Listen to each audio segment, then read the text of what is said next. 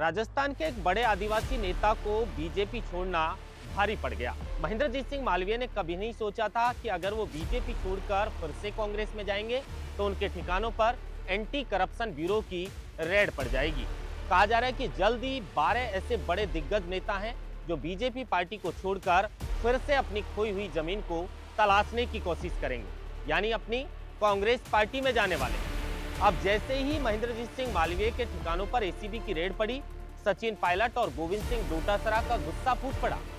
बदले की भावना से की गई कार्रवाई को लेकर कई गंभीर सवाल बीजेपी और जो एजेंसी है जिसका दुरुपयोग लगातार बीजेपी कर रही है, इस तरह के आरोप लग रहे हैं, उसको लेकर सचिन पायलट ने कई गंभीर सवाल खड़े कर दिए। गोविंद सिंह डोटासरा ने कहा कि मालवीय के ऊपर दबाव भी बनाया कि आप सीएम से मुलाकात कीजिए, लेकिन मालवीय ने साफ तौर पर मना कर दिया कि मैं किसी से बात नहीं करना चाहता, मैं फिर से कांग्रेस पार्टी का दामन थामूंगा।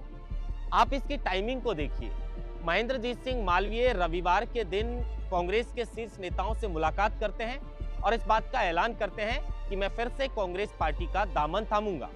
पीसीसी चीफ गोविंद सिंह डोटासरा को पत्र लिखकर कांग्रेस में वापसी की इच्छा जाहिर करते हैं और इस बात को 48 घंटे का समय भी नहीं हुआ कि उससे पहले महेंद्रजीत सिंह मालवीय के 3 ठिकानों पर 2 पेट्रोल पंप और एक जहां पर क्रेशर का प्लांट लगा हुआ था, एसीबी की रेड पड़ गई। अब लोग इसी को लेकर सवाल खड़ा कर रहे हैं कि भाई देखिए, ये तो बदले की भावना से जो है वो एसीबी की कार्रवाई की गई है। सचिन पायलट ने कहा कि अगर कोई भूला भटका वापस अपनी जमीन को तलाशने का प्रयास करता है, फिर से अपनी पार्टी में आना चाहता है, तो फिर बीजेपी वाले लगातार डराने का प्रयास करते हैं। अब आप क्या सोचते हैं, क्या महेंद्रजीत सिंह मालवीय को डराने का प्रयास किया जा रहा है? अगर सचमुच एसीबी को कार्रवाई करनी थी तो 20 महीने से ज्यादा समय मालवीय को भारतीय जनता पार्टी के साथ हो गया। ये कार्रवाई पहले भी हो सकती थी। तो क्या यह माना जाए कि अब जो बीजेपी को छोड़ने की हिमाकत करेगा उसको बीजेपी इसी तरीके से एजेंसियों का दुरुपयोग करके लगातार डराने का प्रयास भी करेंगे। सचिन पायलट ने यह तक कह दिया कि कोर्ट के अंदर एजेंसियों को फटकार लगती है। फटकार इस बात को लेकर लगती है कि वो सत्ता पक्ष की मानते हैं और दबाव में काम करते हैं, और इसी को लेकर कई बार ईडी को भी जो है वो कोर्ट के अंदर फटकार लग चुकी है। अब क्या कुछ हो सकता है, क्योंकि 12 ऐसे बड़े नेता हैं जो फिर से कांग्रेस पार्टी ज्वाइन कर सकते हैं। सचिन पायलट और गोविंद सिंह डोटासरा ने ईडी की कार्रवाई, माफ कीजिए, एसीबी की कार्रवाई को लेकर, महेंद्रजीत सिंह मालवीय के ऊपर जो कार्रवाई हुई है उसको लेकर क्या कुछ कहा है। मदन राठौड़ जो भारतीय जनता पार्टी के प्रदेश अध्यक्ष हैं राजस्थान के, उन्होंने तो ये तक कह दिया कि मुझे तो कुछ मालूम नहीं है, मेरी लगातार बात होती है और ये हमारे परिवार का मसला है।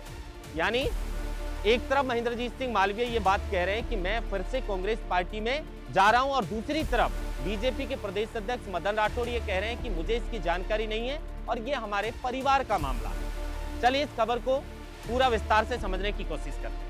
नमस्कार, आप देख रहे हैं लोकमत हिंदी और मैं हूं आपके साथ महेंद्र पासवान। 2024 का लोकसभा का चुनाव था। कांग्रेस के कई नेता कांग्रेस पार्टी को छोड़कर लगातार बीजेपी में जा रहे थे और उन्हीं में से एक ट्राइबल के बड़े लीडर, आदिवासियों के बड़े नेता के रूप में जिन्हें जाना जाता था, महेंद्रजीत सिंह मालवीय कांग्रेस का एक बड़ा चेहरा थे। अशोक गहलोत सरकार में कैबिनेट मंत्री भी रह चुके थे। जब दिनेश खोड़निया के यहाँ ईडी की रेड पड़ रही थी, उसी वक्त महेंद्रजीत सिंह मालवीय ने यह फैसला लिया कि मैं लोकसभा चुनाव से पहले कांग्रेस पार्टी को छोड़कर भारतीय जनता पार्टी को ज्वाइन करूंगा। हुआ भी ऐसा ही। महेंद्रजीत सिंह मालवीय ने बीजेपी पार्टी को ज्वाइन की, लोकसभा का चुनाव भी लड़ा, लेकिन मालवीय की करारी इस लोकसभा के चुनाव के अंदर हार हो गई। उसके बाद 20 महीने से ज्यादा का समय बीत चुका है और अब जैसे ही रविवार के दिन महेंद्रजीत सिंह मालवीय ने जयपुर में कांग्रेस के शीर्ष नेताओं से मुलाकात की और मुलाकात करके कांग्रेस वापसी की इच्छा जाहिर की, और उसके बाद प्रदेश अध्यक्ष गोविंद सिंह डोटासरा को पत्र लिखकर कांग्रेस में वापसी करने के लिए इच्छा भी जाहिर की।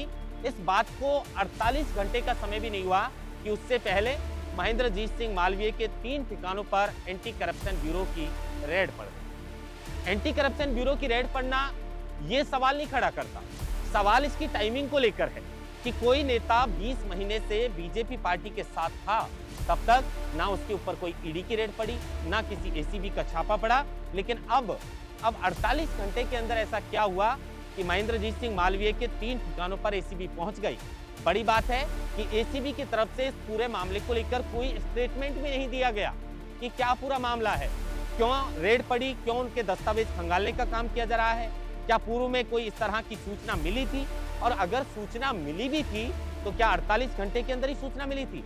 पहले से एसीबी को नहीं पता था जब वो बीजेपी पार्टी, तो क्या ये कहा जाता है कि बीजेपी एक वॉशिंग मशीन है?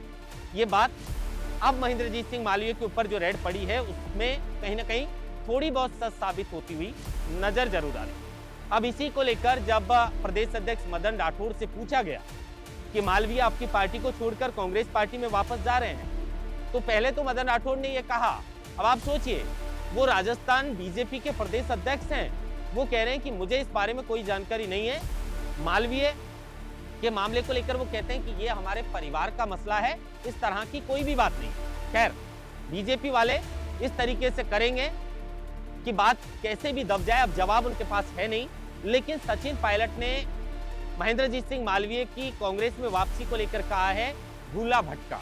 अगर कोई भूला भटका वापस अपनी जमीन तलाशने की कोशिश करता है, वापस अपनी पार्टी के अंदर जो है वो आना चाहता है, तो फिर सरकारी एजेंसियों का दुरुपयोग करके बीजेपी वाले उन्हें डराने का प्रयास करते हैं। लेकिन ये जनता ज्यादा दिनों तक डरने वाली नहीं है। गोविंद सिंह डोटासरा ने मालवीय के ऊपर जो रेड पड़ी है उसको लेकर कहा है कि मालवीय ने जब बीजेपी छोड़ने का ऐलान किया था, उसके बाद पुलिस के अधिकारियों ने उनकी गाड़ी रुकवाई, उनसे कहा कि आप बात कर लीजिए, सीएम साहब आपसे बात करना चाहते हैं, उसके बाद आप कोई फैसला ले लेना। लेकिन मालवीय ने स्पष्ट कर दिया कि मुझे किसी से कोई भी बात नहीं करनी है, और इसी को लेकर अब उनके ऊपर बदले की भावना से एसीबी की रेड पड़ी। अब देखिए, ना बीजेपी वालों की मान रहे हैं, ना कांग्रेस वालों की मान रहे हैं, लेकिन ये जो टाइमिंग को लेकर लगातार सवाल खड़ा हो रहा है, क्या बीजेपी छोड़ने वालों को बीजेपी इसी तरह डराएगी? क्या महेंद्रजीत सिंह मालवीय अब फंस चुके हैं?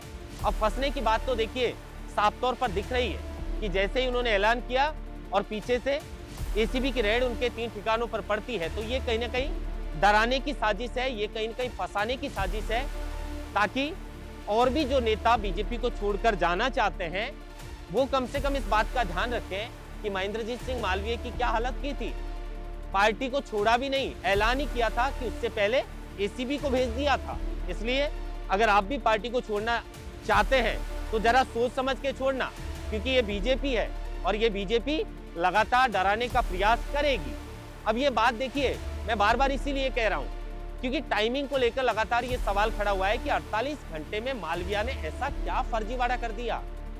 20 महीने से ज्यादा समय उनको बीजेपी पार्टी के साथ हो गया और 48 घंटे के अंदर अंदर एसीबी की रेड उनके ठिकानों पर पड़ती है, तो क्या 48 घंटों में उन्होंने इतना बड़ा भ्रष्टाचार कर दिया कि एंटी करप्शन ब्यूरो को तुरंत संज्ञान लेते हुए इनके ठिकानों पर रेड डालनी चाहिए? अभी तक तो कांग्रेस पार्टी महेंद्रजीत सिंह मालवीय ने ज्वाइन भी नहीं की, अभी तो अपनी इच्छा जाहिर की है, शीर्ष नेताओं से मुलाकात की है कि उससे पहले एसीबी की रेड डलवा दी। अब आप बताइए, क्या ये आपको लगता है कि ये बदले की भावना से किया गया है? क्योंकि महेंद्रजीत सिंह मालवीय आदिवासियों के एक बड़े नेता हैं और इसी को लेकर आदिवासियों में भी रोष व्याप्त है कि बीजेपी बदले की भावना से मालवीय के ऊपर ये कार्रवाई करवा रही है। आप क्या सोचते हैं, क्या मालवीय ने ऐसा कोई भ्रष्टाचार किया था जिसको लेकर एंटी करप्शन ब्यूरो की रेड पड़ी है, या फिर बीजेपी छोड़ने के ऐलान की वजह से बदले की भावना से ये कार्रवाई की जा रही है? आपकी राय कमेंट बॉक्स में जरूर बताइएगा। महेंद्र भास्कर, लोकमत हिंदी।